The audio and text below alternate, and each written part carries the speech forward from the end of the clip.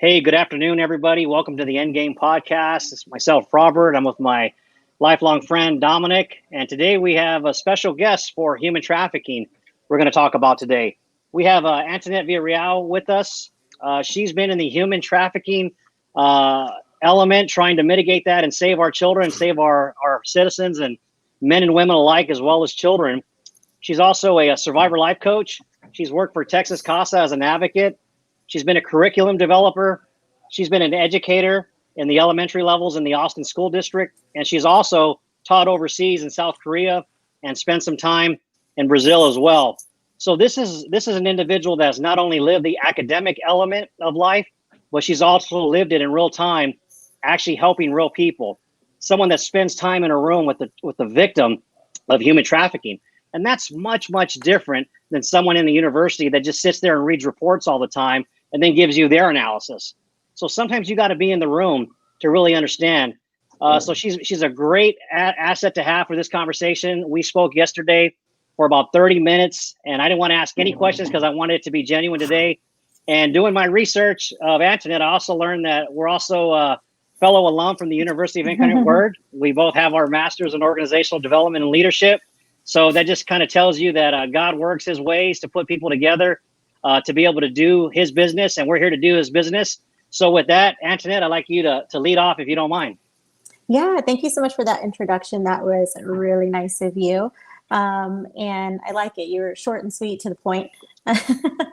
And I appreciate you and Dominic allowing me to come on and just hopefully bring light for your listeners of how human trafficking is growing in their own backyard, is what we like to say, and that it's happening in plain sight, right in front of our eyes when we do our day-to-day things in life, right? Our day-to-day routines and habits. And so majority of the nation and world just don't know what to look for. And so that is one of the things, that is actually the biggest way that the community can help, is they're looking for it, and I rather have someone call the police because something looks suspicious, and then be wrong instead of them be right. And that individual, continued being trafficked for days and weeks and months and years. So one of the things that I think we can kind of jump off of is there are different kinds of human trafficking. And so many individuals, they really have in their mind that movie Taken with Liam Neeson, which is a really powerful movie. And if you think of some of the scenes, because that's part of the conversation all the time when we bring it up. It's like, oh, like that movie Taken. And it's great that people have some context to it. And I think people have to really admit is some of those scenes, and I don't know if y'all recall the one at the construction site of that movie. Yes. And yes. right. And so, and the men went for their break or for lunchtime, and they're in line, and there's all these rooms, of women who were taken, and they're in there to perform. Like, I don't know how much of that is actual fiction in today's world. These traffickers are so clever. They're so masterful on where they set up shop, how they set up shop. It really is. It is masterful. If they could use that on the good side, I think we would have more change in the world, really. But going back to everyone comes to, like I said, that place. They have some context and they think of, taken in human trafficking. And they really believe that it happens majority of abroad because their laws are different than in the U.S. Those countries are a lot closer, right, to actually traffic individuals. In the U.S., majority of us individuals who I think live on the border, right, like I'm in Texas, people in Arizona, California, they all think, oh, well, yeah, we know some trafficking because maybe of immigration. But in reality, trafficking is here. It's happening to our college students that come from middle America or, mid-income families. It is coming from the foster care system and those children that are at risk, whether they're running away or they're being trafficked as they go from house to house, that our own state agencies put them in, right, and vet for these individuals. It's happening where these traffickers are becoming more and more bold, and they will just snatch a kid right from your front yard nowadays. There's that kind of human trafficking. If you see the paint on my nails, we have labor trafficking at nail salons and massage parlors. We have labor trafficking in restaurants as well. And so these are all places, like I just stated, that's happening, that we've all experienced. If you go to a restaurant, there's some signs to look out for. If you go get your nails done, there are signs to look out for.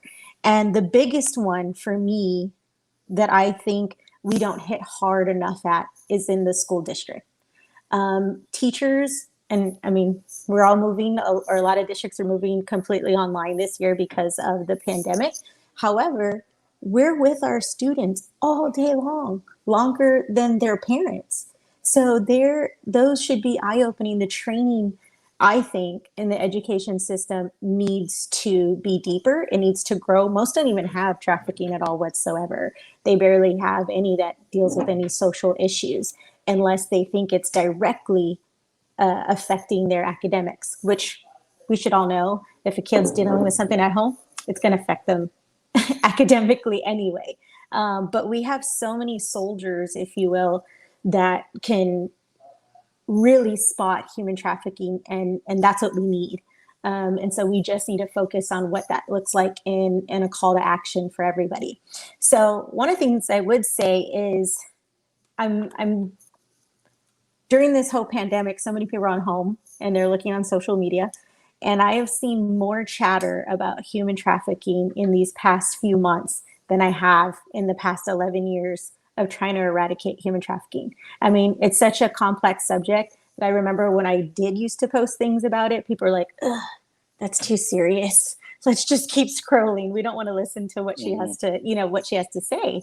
But lately, I mean, my inbox is constantly full or text messages because people are now, they're intrigued and they're like, I now believe this is really happening. And it's happening to your neighbor. These predators is frankly what we just need to call them. They are preying on, I don't want to say just the weak, they're preying, period. They're predators. And they're coercing individuals, right? We have what you would call the lover boy, and that's my favorite. And the reason why it's my favorite is because that individual makes females or males trust them. They take their time. These human traffickers have all day. And when you're talking, the average trafficker makes like $450,000 a year, they know it's worth it, right? They're going to take their time grooming and showing what a wonderful boyfriend they are, unlike anybody else. They're great listeners, all of these things. And then as soon as they have you, you're kind of done for. So before I move on, do you guys have any questions based off of what I just said real quick? Well, what I heard you say, and correct me if I'm not accurate, is that it doesn't matter your socioeconomic pathway or your situation.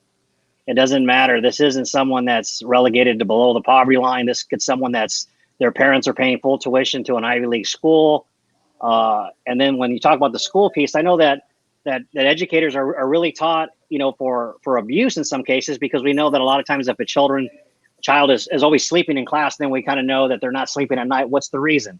Right. So then they're very, very used to working with CPS in that regard, but not in the human trafficking piece.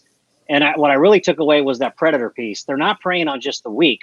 A predator in the wild takes any opportunity. So an animal drinking water is not a weak animal. They're drinking water. They're taking opportunity versus a predator is taking an animal who's wounded and can't move. So it sounds like these people have a viable operation that is multi-tiered. It's multi-tiered. I could take the socioeconomically challenged. I could take the young person who's under the influence, or I could actually groom them over a long strategic period of time to gain trust, to be able to get the buy-in from not only the individual, but family or friends to go away on a weekend somewhere and then never to be found or seen or heard from again. Absolutely. I love that picture you just painted, which is, an animal in the wild. It's just an opportunity. right? To pray. So you could be drinking water, doing your day to day, and that's it. And it's not that I want everyone to be afraid and fearful. It's the exact opposite. I want them to be ready with their armor on to know that this is a possibility for the individuals around you and for you. I mean, with women, I mean, I hit 40 this year, and I remember walking to, parking lots at university and, all kinds of places. And I'm always looking around, but that's because my dad made sure, and he always gave me all these little weapons that were like hidden, but just so that I could protect myself. Well, nowadays, it's actually very different. It's not just one person. They have a plan. There are multiple men or women in a car, and they're spotting. One's a spotter, and the other one is coming around while you're putting groceries in your car, in broad daylight, in the evening. So it's all days, any day, any time of day. That's what's happening. And in regards to the demographic, yes, the main focus that individuals mainly say, people that get trafficked are the high risk, which are, like we said, the runaways, individuals in foster care. Those are easily preyed upon, absolutely, 100%. But no one else is immune. And that's one of the things that I really like to tell people when I am speaking to them, speaking in groups, is no one is immune to being trafficked, not one person. You are seeing more and more college females being trafficked or exploited in more ways than none. And so what happens with these traffickers, they're filming all day long, right? We live in the digital age. So they're filming these acts and basically, right, extort. They're shaming. These girls think they can never go back home because they were drugged and they just got videoed having sex with multiple men in multiple ways. And these men, they break down everything about you that makes you human. They break you down, and they know how to do it. This one story I'll share very quickly is, because we're talking about college girls. College girl came from a good home, packed in a bubble. She's in college. She goes on a trip with her friends, and it was New Orleans specifically. So she's there, having a good time. She meets a great guy. No fast movements, anything like that. They carried on with this long distance relationship. He was like the perfect boyfriend, everything you can think of. So now she plans a trip months later to go visit him. And she does that. And then that's it. He has her. He has broken her down every single day. But as an adult, your parents can't report that you're missing, almost like a child. And because they make her call home, right? This is what they do. They're like, hey, mom, no, I'm fine. I'm not going back to school. No, I'm going to stay here with my boyfriend. Well, no one knows where boyfriend lives. No one knows who actual boyfriend, what kind of person he is, what's his social, nothing like that. So it looks like she made a choice to go and now live with boyfriend and start a whole new life. Well, parents of your adult children, the police aren't going to help you in that kind of way because she has called home. You have heard from her, but she's been coerced to do so. And then you have this very, let's just say, American looking kind of gal. And now she becomes your recruiter for other women because she's trustworthy opposed to a man. Right. And these are stories all day long that I hear. And when they come back, right, after, let's say, if they're in a hotel or what have you, every day to break them down, there's like, for one example, a body bag. And every day he's telling her, I'm going to put that body part right there and mail it to your parents. I will put that body part right there and mail it to your parents. And so what do you do? Right? There's psychological warfare going on with that. And it almost sounds like you just illustrated the R. Kelly model. Yeah, valid point. Yeah, that's exactly it. And it's happening all day long. Sadly, she is, 21 years old or 24-year-old or a 30-year-old, and you think that they can handle it a little bit better. Now switch that when it goes into a child or someone who is 14 years old, which the average human trafficking victim is from 12 to about 14.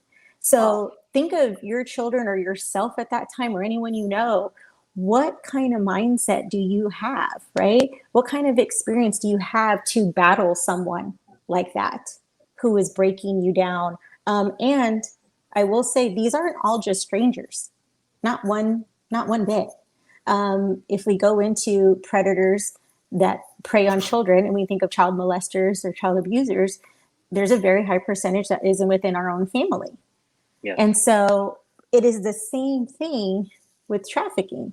In elementary, when I was teaching at elementary school, there was a young girl, same thing. She was missing for a couple of days, didn't realize until it was after a while, right? Like, oh, she can't be sick anymore. And her mother, and that's what we found out, that her mother was letting men come into her room and, and having sex with her. And so she was selling her daughter, pimping her daughter out multiple times a week. That is her own mother. It's aunts, it's cousins, it's best friends, it's anybody in reality. And so I think that these predators are loving that we are a two-parent,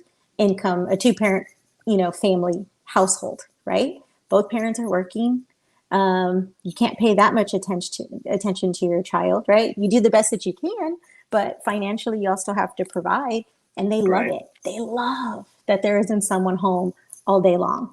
And they love that parents at work. They love that we're in a pandemic and you think because your kid is at home next to you on the other line, but playing on an iPad and is using a certain app, they think that they can't reach them. They sure can reach them. That is now the number one way is via online. And they're right next to you. I know so many parents are like, no, my kids sleep. They're playing with their app right next to me. And I said, well, did anyone DM them while you're right next to them? Oh, I don't know. It's like, exactly.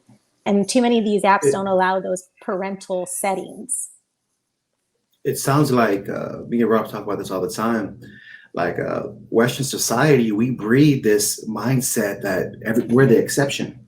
Like this cannot happen to us. Like, my kids cannot be trafficked. I'm above this. That's what we pretty much breed here in America. Everyone's the exception until they're not.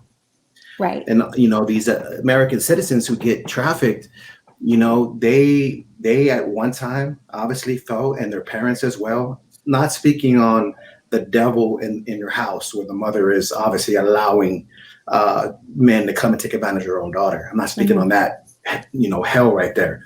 But in society as a whole, these young Americans, male and female, they really think they're above this happening to them.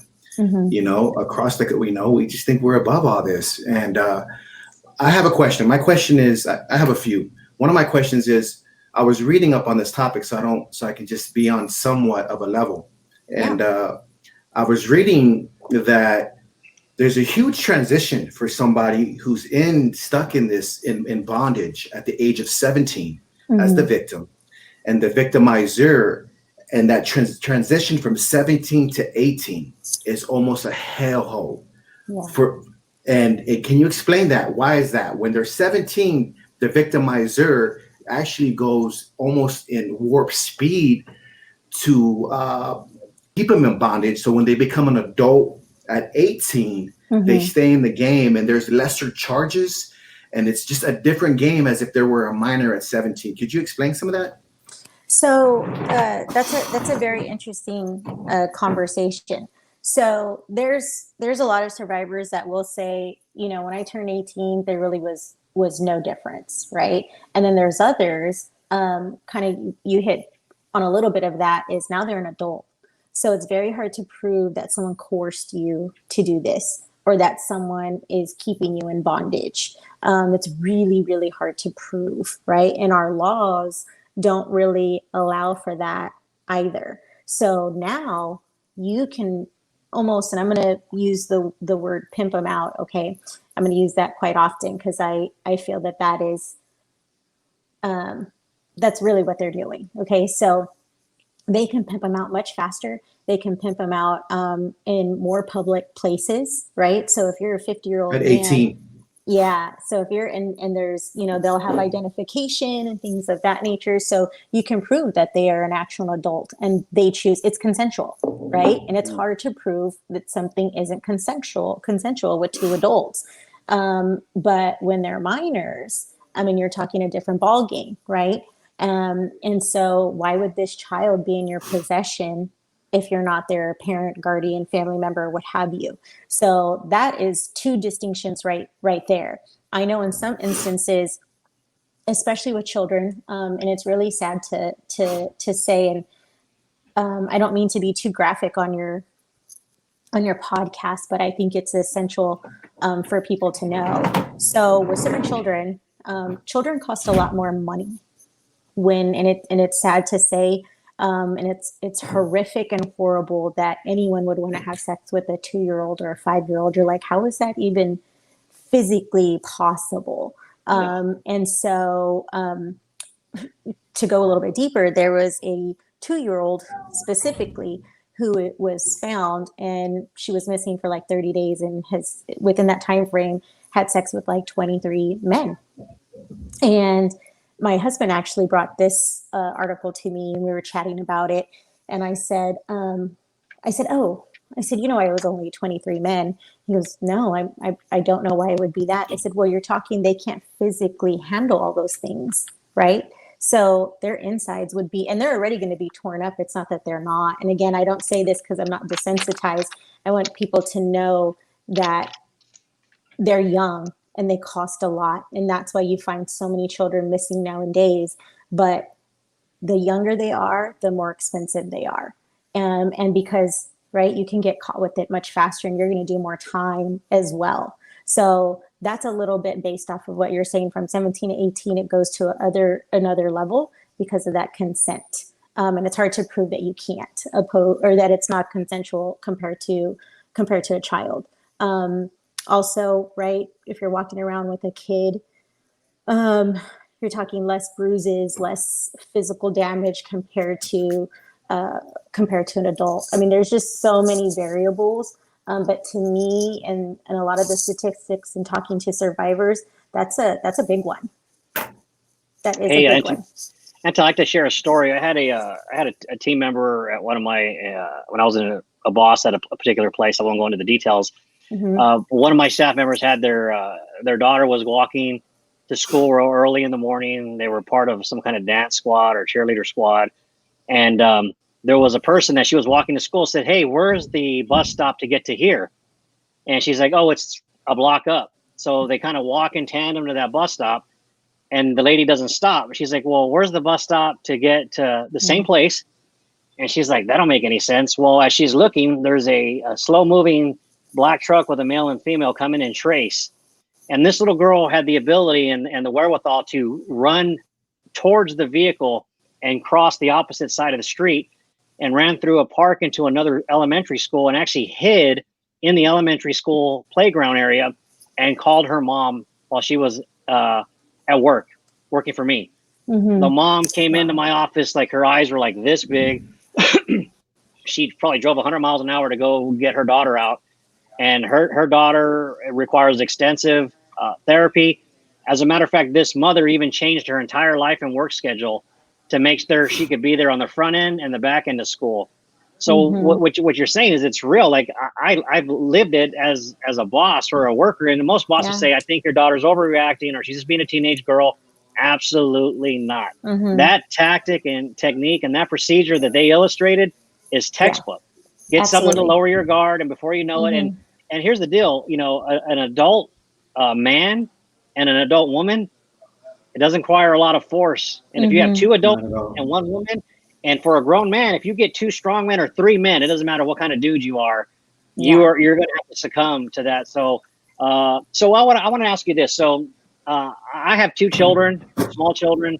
Dominic and I are kind of similar situations where we have there's a parent that gets to stay at home full time, mm-hmm. which I think is really a blessing from God in today's environment to be able to have a parent Absolutely. Kind of watch everything happening in the home. So if you were to give like the 5 biggest tips to parents, to anyone listening, hey, these are indicators that you need to call the cops, and how do we mitigate this? What would those be? Great question. I think a really, really big one is social media. You are finding, they're getting younger and younger who is allowed on social media.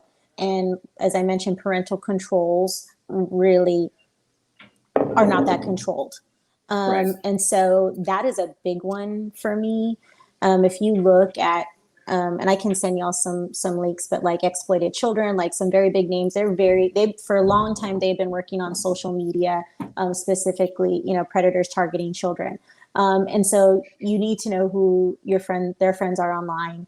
You need to have a conversation and tell them, hey, every day we're going to go through who DM'd you, and go through that and have that conversation, because this is called grooming.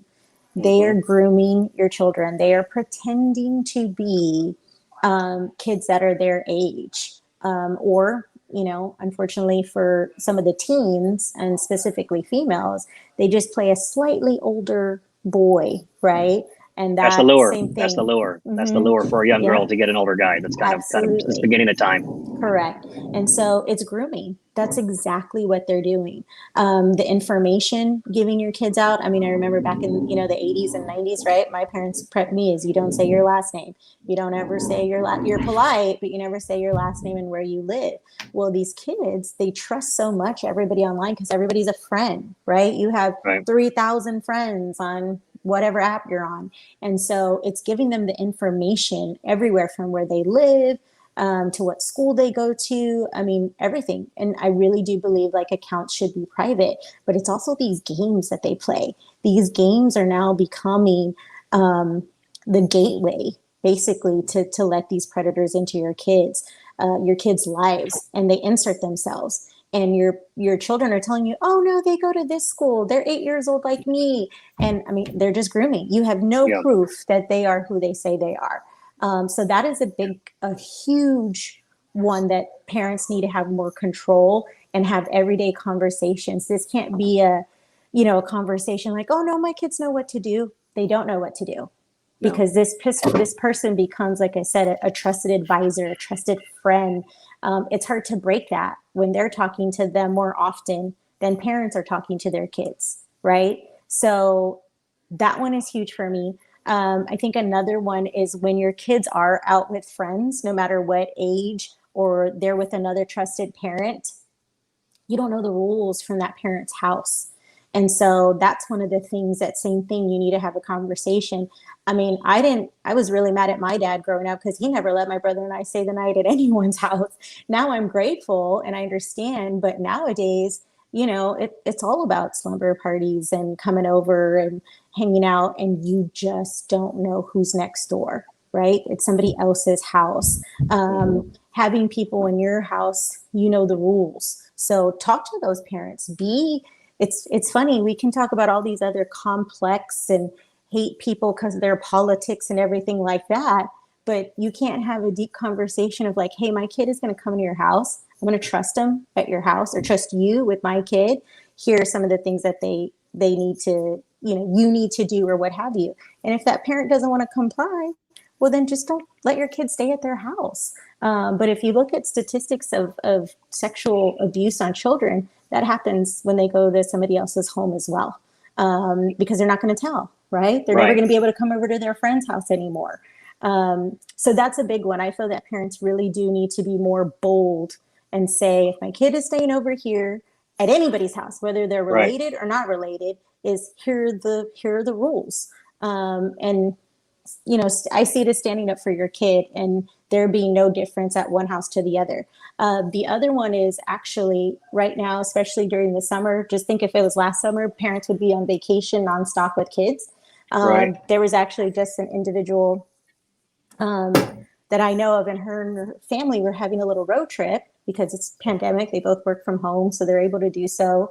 Her and her son, they're going to the restroom at a stop, and this man was kind of lingering, and it happened to be one of those like outdoor trailer restrooms, like air conditioned, right? So she goes in, and her son's small, so she takes him into the female side, and that man just made, and her husband's way over there on the other side pumping gas, and she didn't like it. So there was an exit side. So she said, I'm going to go back and out on the entrance side instead of exit side. Sure enough, she preps her son and says, hey, I need you to move fast. Like, we're going to move fast. So she comes out of the entrance side. He is right at the exit of the female door. like right Wow. at the exit. There's no reason for him to be there. The male is on the other, on the other section. So her and her son, they start running to the car. They didn't know that she was with a male. So her husband sees them running. So he starts coming to run towards them. And the man was walking so fast. And then you see him dart off. And there's two other men. There's two other men that he's running to in a vehicle. So again, we're just going to the restroom, right? You're just going to the restroom at a pit stop, and you feel safe because your husband's there or your family's there. A cop could be nearby, but that's how quickly they take you. So you have to look out everywhere. Another big part for me is traffickers using other children, actual children, to groom your children. So for example, my demographic, we love Target. We love to go to Target. Target seems like a safe space. You have a lot of stay-at-homes that love Target. They go all hours of the day. So they have, let's say, a toddler or a 6-year-old, and then they have an infant. They see a kid coming. They're entertaining your child, your 6-year-old. Your 6-year-old's like, "Can I play with her?" "Yeah, sure. As long as I can see you." What the mom is not aware of is that there is a man that is watching both of your daughters from some distance. And he has groomed that child to lure your child closer to him where he can snatch her and take her outside. And it is happening more and more in suburban areas where we think we move out there for less crime, but they know that's an easy target as well because we're in our safe little bubble, right? We're in our safe little bubble. You're comfortable. Complacent. It's interesting you say the sleepover thing. My wife, I have a rule that our kids don't sleep over anywhere. And I know it kind of takes away something from that experience because I had that opportunity as a kid. But we make accommodations where it's like, hey, you could stay there until 10 p.m. and then we're going to come get you. Because it may be the parent may be legit, but what about the brother-in-law that comes over? What about the 15-year-old cousin? What about the 17-year-old female cousin? And this isn't relegated to gender. This is relegated to victimization and opportunity. And that target piece, my wife observed that same kind of that tactic where multiple people are waiting, and then when they saw that the woman was very aggressive protecting her kids, 3 different people from 3 different locations all exited together. So they're operating in teams. So it's almost like a surveillance team that law enforcement do, and they probably are able to enhance their tactics and with cell phones. And if you have one little girl that's happy with a toy, it doesn't make a big difference, a big leap to have a second little girl and like, oh, who's that? Oh, that's her cousin. You know, you got a great talking point. And if you groom the first one to actually interact with you, like they're familiar with you, then you probably have a get out of the Target store free card from security or from another parent. Yeah, no, you're absolutely right. And I mean, and think about when you are complacent or they're targeting a mom that has 2 children. If they go after one child, what do you do with the other one? Right. And especially if it is an infant or one that, can't move around like that, what is the mom going to do? They're going to have to pick and choose for the most part. And they know that. So that is why they're not really targeting the one with one child. They want the one that is going to have to, is going to have to choose. Right. And so that is a big one for me. And like I said, I just see that as being so bold. If they're able to do that in daylight and use another child, they do not have any regard for human life. And to me, nobody is safe and nobody is immune, like I mentioned. The other main thing I think is, and I can get much bigger on how it's all related and where these foundations come from, because everyone just sees this big topic. And like you mentioned, Dominic, is, oh, we're immune to it, right? We live in America, we're immune. But it's so much bigger and deeper than that. And that has to do with porn, that has to do with over-sexualizing our children. And that's a big one. So one thing I think your listeners, or at least they can pass along, there are these famous, they're called LOL dolls. They're all about fashion. They're tiny little dolls. They've been popular for a long time. Well, someone had sent me a video. A mom or their daughter was playing with ice water. They dip the dolls in there, and all of a sudden the dolls come out with like lingerie. and like and the target is like 8-year-olds to, I mean, my neighbor, 5 years old, 4 years old, that love these LOL dolls. So you're dipping them, and all of a sudden these dolls come out with lingerie. Why would these dolls have lingerie? And you have to dip them in cold water to find out that's the case. Well, more disturbingly, and the CEO just came out yesterday. Today's the 16th. Yep, yesterday. Just barely addressed it. Didn't just said, hey, we make sure our products are great products. Well, one of these dolls comes out of a milk carton. Okay, because every time you open up a box and like there's some presentation. Well, this one comes out, it's in a milk carton. And on the back of the milk carton, it reads the word missing. Well, us three, I mean, I've never seen a kid on a milk carton in the past 10 years at least. But us three, we've seen that before. Right. We've seen that missing children's pictures were on the back of a milk carton. So it's her picture. It has missing on there. And at first, when you showed me that, I'm like, what are they doing? They're desensitizing that kids are missing. So when kids are not going to see that anything is wrong with that. Well, there's a 1-800 number to call. So the mom has called the 1-800 number, and this is all filmed. And it is to a sex line. So here your kid is dialing that number, and there's a kid voice on there too saying, oh, hi, I'm blah, blah, blah, blah, very high pitched, and saying, I can send you some sexy pictures of me. And so if you push the number, the mom didn't push it, and I haven't seen anybody push it. So I can't tell you 100% that sexy pictures are sent back to your photo, but that's what it's stating that it's doing. So this is a major international company, and these dolls are so popular, and that's what they're doing. And it's the same thing with movies, programs, shows, apps. They're sexualizing our children. And so our kids aren't going to know the difference when someone is grooming them for that. So when a man or a woman pretending to be a child sends them a sex pic, it may be bad. It may be, I'm sure it's uncomfortable, absolutely. But they've seen something like that before.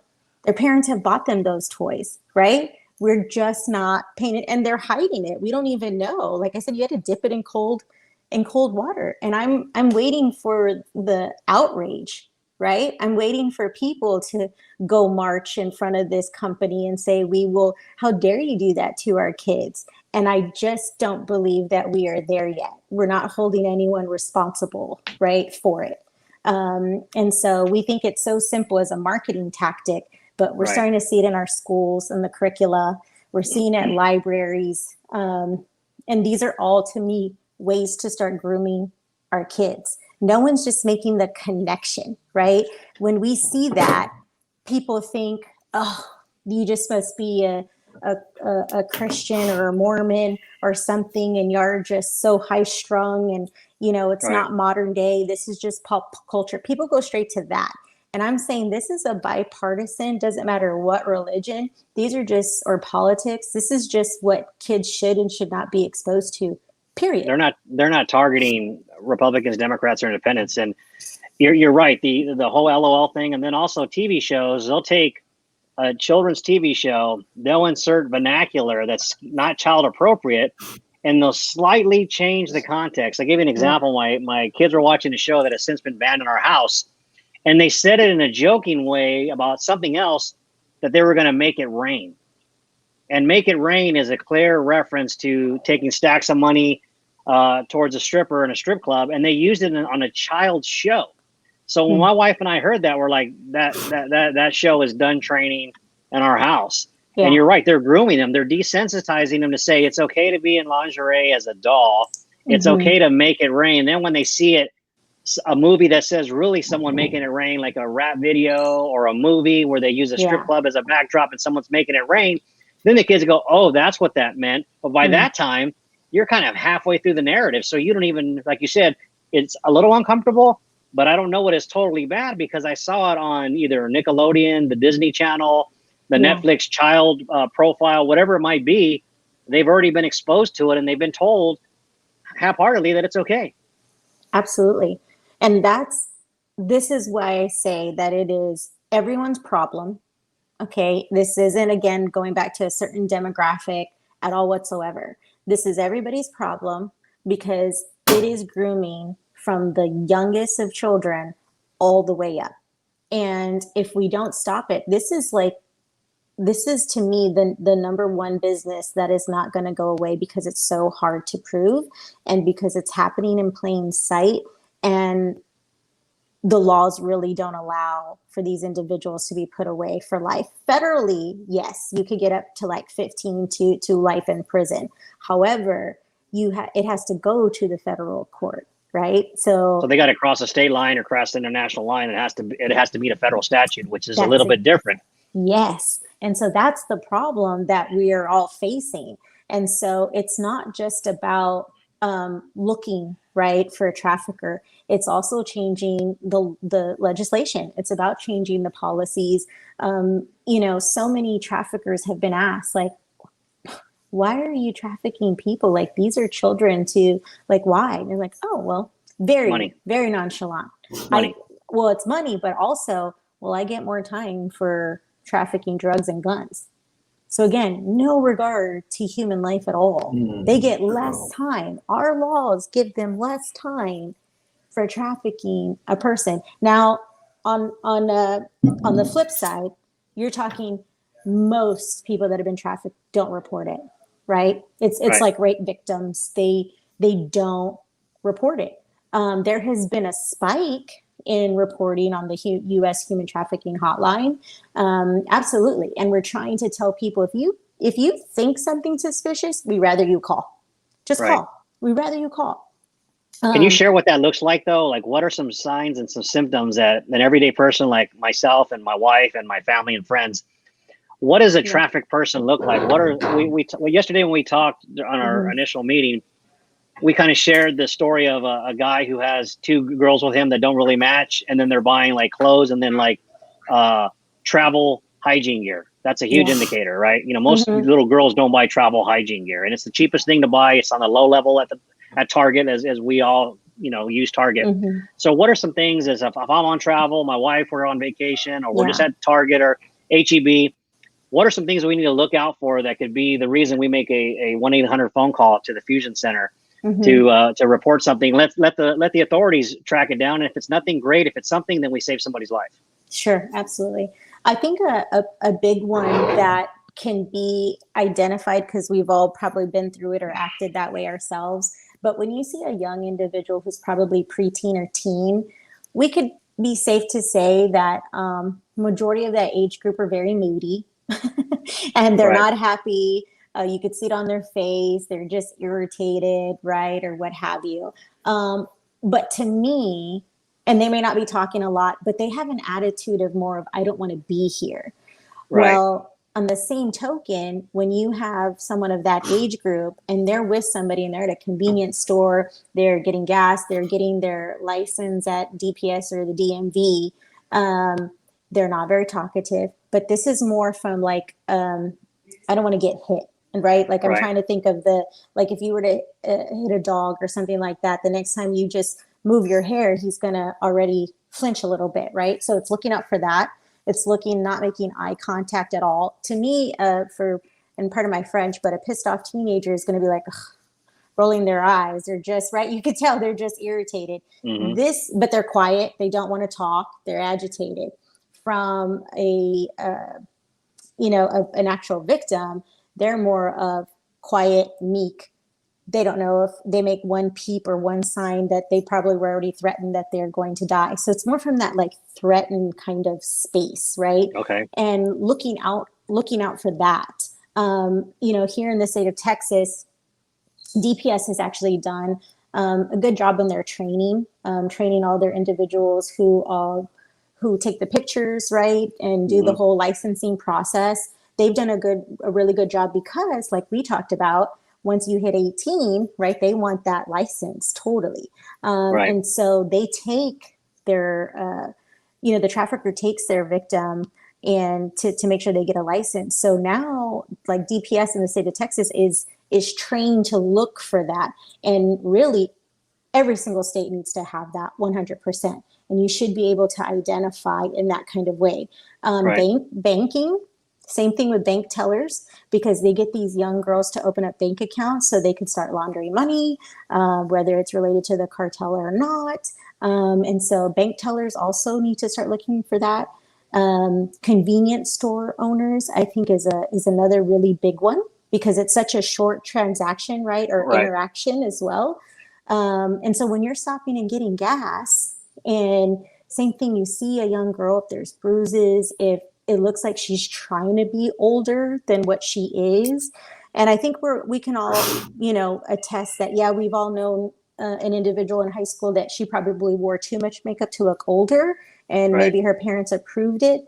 But this makeup is more of, you're trying to make a 14-year-old look like an 18-year-old. That's kind of a big difference, That's right? a big leap. It's a big leap. And it's a lot more, right, a lot more sexy opposed to just more putting on provocative. makeup. Yeah, so that's a big one. That's a big one. Yeah, right I'll give you an there. example real quick. We have like a pretty big mall in the area up here, and it's pretty world renowned. And there's many sports stores. So it's for my daughter. My daughter at the time is probably about 13, and so we're shopping at Foot Locker, right? And there's a male there who is. He sees me there. He notices me there, but he's not trying to make eye contact with me. But he's still doing this, looking at my daughter from a distance. So I'm like, you know what, man? First off in my mind is like, man, I don't want, first is going to happen is I'm going to get my rights read to me because, thinking crazy and acting crazy. Right. So we go to another, because my daughter wants these specific pink Nikes for basketball for, varsity team. And so we go to the next store, and he shows up there again. And I'm like, okay, so in my mind, my brain is just rolling right now. My thoughts are like, but I'm keeping it cool. I'm like, it's a sports store. So he's trying to shop also possibly at the same sports store. It's 2 sports stores. So later on, we're in a whole different, we're not even in a sports store. And he walks in, and I'm like, you know what? I'm done. Like, this guy is literally trying to eyeball my daughter. So finally, I was just like, I'm done. I squared up on the man, and he knew exactly what time it was, bro. He looked at me and he walked out. He just walked out. Because I'm just like, because these guys just have no shame. They're so bold, and they think you as a parent are dumb. They think you're dumb. And their drive, their sexual drive for little girls is so unquenchable that they're going to try and seek that out. And as parents, you have to pay attention to that. And obviously he was shopping at the same sports store. So I couldn't, in my mind, I'm like, man, how am I going to tell the DA when I wreck this guy? Hey, he was shopping for shoes at the same sports store. But when we went to a non-sports store, I just couldn't do it no more. I couldn't do it no more. And it's everywhere. It is everywhere. Like you said, at the gasoline, trying to get gas in the restroom. At the mall here, we have a huge mall here that a lot of the nation comes to, and it's just very. I mean, it's everywhere. It's all around you. It's all around you. Well, and I'm so grateful that you shared that story, because, I get it, right? I, like, as a parent, that Papa Bear, Mama Bear is going to come out when you see your child being threatened in front of you, right? And what I'm hoping for is for everyone to have that same tenacity and feeling and wanting to do something for everyone, right? For those who don't have a voice and don't have a parent like you, who their whole life their parent never provided safety, right? So there's those individuals. There's individuals who grew up, like I said, in this little bubble, and they just happen to get caught up in that kind of space. But if your listeners, right, aren't challenging the system and trying to eradicate it, it's never going to go away. So, right, this past pandemic, you have so much of Black Lives Matter, and they're talking about, going back in slavery days. Right now, we're literally living in modern day slavery times. There are more slaves now than there ever were in our history. And here, slavery doesn't see color, and it doesn't see age, and it doesn't see geographically. It is literally everywhere, and nobody is safe. And I think what I will tell you, this weekend, this next coming up weekend, the 22nd, there is a Freedom for the Children walk, and it's all over the nation. If you look up Freedom for the Children walk, and if your listeners, hopefully they will find one nearby, but children can't speak for themselves, right? They're minors for a reason. They aren't able to go and do certain things like adults can. And that is a big one. Like if we are joining together and saying, hey, we are going to stop you, because the biggest thing to stop a trafficker is their pocketbook. And so if you get people start, in walks, and then show them how they can start changing legislation, I feel that we could do a much better job, at least prosecuting them. Because that's right, with criminals, they know what they're going to get time for. Like, totally know what they're going to get time for. And they do it anyway, but they know in what increments and what amounts. Well, with human lives right now, they can do it all day long, because it's going to be hard for you to tell me that she didn't let me pimp her out, right? Right. And I'm hoping to come back on your show again, because I didn't get to talk about Pornhub. And I really wanted to focus as well, or at least share a little bit about the porn industry and how much that's related to trafficking and underage children as well, because it's disgustingly growing at a rapid a pace that, like, it's uncontrollable in a way. And we have to get on top of that as well, because children are being exploited. And it's okay. Like, we're literally saying it's okay to exploit children. So then why would anyone really say it's not okay to traffic people? We're already exploiting children, right? Well, it's not a far step from that. And I think when we talked yesterday, Antoinette, we talked about, with movements like immigration, like movements like BLM, there's a way to monetize movement, right? Yeah. You can collect money, you can run for office, you can stay in office predicated on your immigration policy or predicated on your social justice position, whether you're right or left. There's a way to stay in power and monetize that movement. There's no way to monetize trying to save kids, because the monetization is on the exploitation of kids. Yeah. So I think what we like to do is, if your schedule permits, we'd like to bring you on, because this is a good place to kind of segue for the next one. Is next time we talk, we like to highlight two things. We like to highlight the pornographic Pornhub. We like to address pedophilia and how that intertwines with Pornhub, and how it intertwines with the school district and the social justice elements, where they are closely moving pedophilia into certain groups. But I like to do that for the first half. And in the second half, I would like to really dedicate that to all the different organizations where people can actually contribute either time or monetary assistance to combat human trafficking at all levels. I think that would be a great way to do a second segment for this, because I think we did a previous podcast on China, and we did two topics, and we know that's very important to our nation. However, this is something that's even more important, because these are our children. Yeah. And we have a responsibility to keep them safe, and we have an even greater responsibility for the children that don't have an advocate in their home. Because my kids are safe to the best of my ability. I can't control everything, but they have a mom and a dad they're on it. Dominic's children, your children, but there's some children, like you said, that are being prostituted out by their own family members, and they need a voice. And the only way we're going to get a voice in our nation, and this is the way it works, this is how America works, it has to be legislated. Yeah. And there has to be a crime attached to it, and there has to be someone taking that and holding people accountable. The quickest way you get a politician to do what you want to do is threaten them to fire them. It doesn't matter what the cause. If the cause is let's all drink chocolate milk, and they hate chocolate milk, if you can fire them because they don't drink chocolate milk, they're going to be chocolate milk drinkers by the end of the election.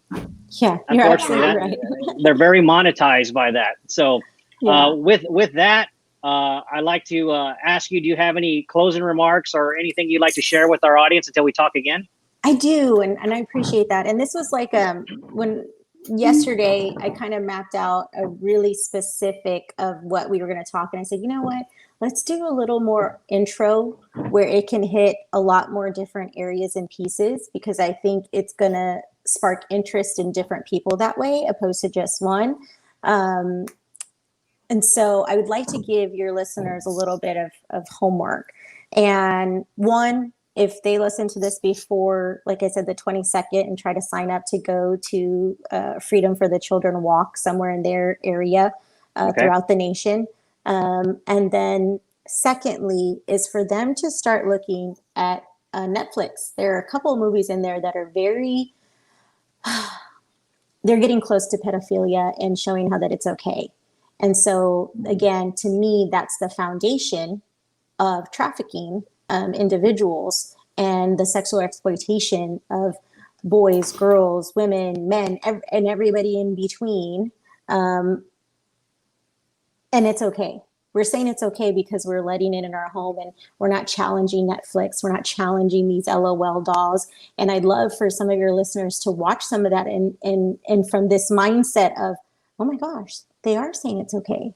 They are starting to tell children, and it's starting to touch my spirit of like, well, they're people, or they're just sick, or, there's always a justification why. And I think when people realize how much it's more in our home than we realize, then I think people will get tired of it and put a stop to it. So Sure. I'd love to get more, like I said, in details later about everything that you asked, and we can focus more on that. But I think when people really start, challenging them and say, oh my gosh, what is in my home? What do I let my kids watch? You're absolutely right. And it's hidden. It's just hidden in plain sight. I got it. So I appreciate that very much from both of you giving me this time to talk generally, and I'd love to talk more specific later. Awesome. Dominic, you got anything for the group, brother? I do, bro. I do. Just for anybody who's listening, who's been a part of that, who has overcome it, or who is still in the game, I want to let you know that in the Word of God, there's many examples of people who have been through situations like that. And there was a guy, it's in the book of Genesis, chapter 37, Joseph. He was literally sold into slavery by his own brothers. He was sold into slavery by his own brothers. But yes, because he still had faith in God, still loved God, God used him, bro, while he was in slavery. And what Joseph ended up doing was literally saving the entire tribe of Israel, bro, while in bondage. Because he was able to read dreams, and he told Pharaoh there was a famine coming. There's a famine coming. It's going to destroy all of Egypt, and it was going to destroy the Israelites as well. And because he was able to tell Pharaoh that, Pharaoh blessed the Israelites to come through, and it saved them from famine. It saved them from the famine. So even though you may come from, perilous times, I want to let you know that God can still use you. He will still use you. Even in your bondage, he will use you. And not to give up hope. That's my message, man. Not to give up hope, because God loves you. He loves you. He really does. Awesome. Well, I thank everybody for watching today. I think this is something that can add value to all your lives and make you more aware to keep your family safer, keep your children safer. Be on the lookout. Look out for each other. This is a community we all live in, and it's going to impact us in some capacity at some point, and we just want to make sure we're ahead of the game. So with that, I'd like to thank everybody. Thank you, Antoinette, for giving up your time and your Sunday afternoon.